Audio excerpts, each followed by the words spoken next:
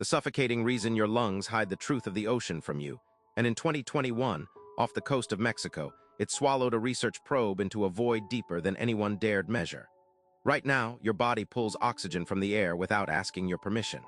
Somewhere beneath the waves, the ocean is doing the exact same thing, except its lungs are bigger than a city block, and what it exhales might be the reason parts of the seafloor have no oxygen at all. Here's what nobody tells you about breathing. It's not just your chest that does it. Certain places on this planet inhale and exhale water the same way your ribs rise and fall. They're called blue holes, vertical sinkholes plunging straight down through limestone, hidden under the surface of coastal seas. For decades, scientists thought the deepest one on Earth was the Dragon Hole in the South China Sea, dropping nearly 300 meters. That number felt safe, measurable, contained. Then Chetumal Bay, off the coast of Mexico, cracked that number wide open. In December 2021, researchers dropped a sonar probe into a hole locals called Tam Ya, which means deep water in Mayan. They expected a few hundred meters. The equipment kept falling. Past 300 meters, past 400. It stopped registering solid ground at 420 meters, and even then, researchers weren't convinced they'd hit the bottom. That's deeper than 1 1/3 Empire State Buildings, stacked underwater, in darkness so total that sunlight never reaches the final 100 meters.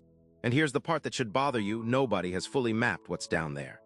The sonar kept bouncing back strange, inconsistent signals, like the walls kept curving into hidden chambers nobody expected. But depth isn't the part that keeps marine biologists awake. It's what's missing at the bottom.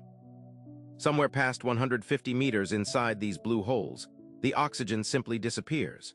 Not fades, vanishes, into something scientists call an anoxic layer. A pocket of water so starved of breathable oxygen that almost nothing survives in it except ancient bacteria that predate multicellular life. Divers who have pushed past that threshold in similar holes describe the water turning a strange, syrupy purple, thick with hydrogen sulfide, smelling like rotten eggs the moment it reaches the surface. Your lungs would fail in there in under a minute. And yet something is thriving. Colonies of microbes are feeding off chemicals no sunlight ever touches, running on a completely different rulebook for what counts as being alive. Here's where it gets stranger. These holes don't just sit there, dead and still. They breathe, literally. Tidal pressure forces oxygen-rich seawater down into the hole on one cycle, then reverses and pushes the toxic, oxygen-starved water back up and out on the next. Like a slow, planetary-scale set of lungs, inhaling and exhaling on a 12-hour rhythm timed to the moon. When that exhale happens, it can spread a plume of nutrient-dense, low-oxygen water for miles across the surrounding seafloor, reshaping which species can even survive nearby. And researchers now suspect Tam Ya isn't an isolated lung at all.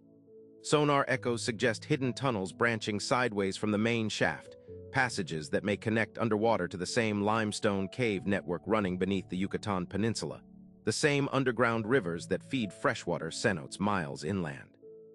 If that's true, this ocean hole and the drinking water under Mexican villages could be part of one single breathing organ, buried in stone, that nobody has ever seen end to end. Think about what that means. A geological structure that inhales seawater, holds it in total darkness for who knows how long, brews it into something toxic enough to kill you in under 60 seconds, and then exhales it back out on a schedule set by the moon, potentially into the same hidden water system supplying towns above ground. Scientists don't know how far the tunnels go. They don't know what triggers pressure changes deep inside. They don't know if methane or other trapped gases are building somewhere in those unmapped chambers, waiting for a release point.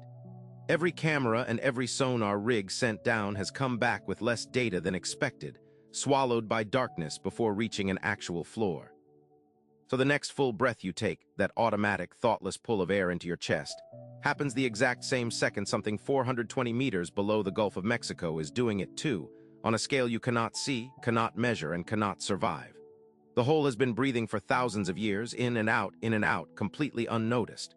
The only question left is simple, and nobody has an answer yet. What happens the next time it exhales?